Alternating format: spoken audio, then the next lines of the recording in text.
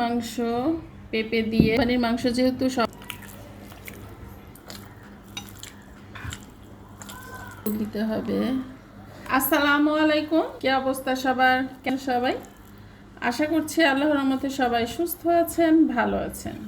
আমিও আলহামদুলিল্লাহ বেশ ভালো আছি।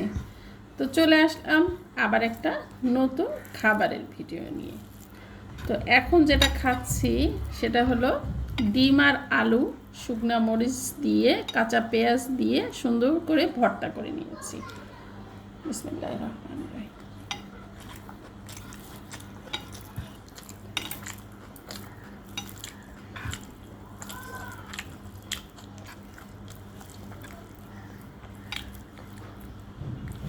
কচুর শাক, অবশ্যই লেবু দিতে হবে, প্রচুর রস লেবুটা।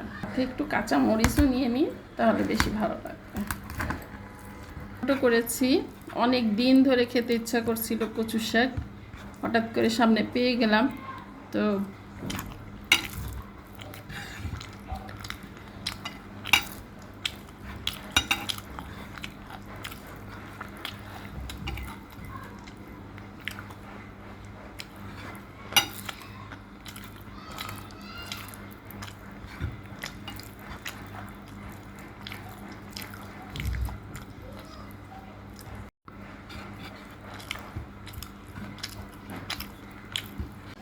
গরুর মাংস পেঁপে দিয়ে পাতলা ঝোল।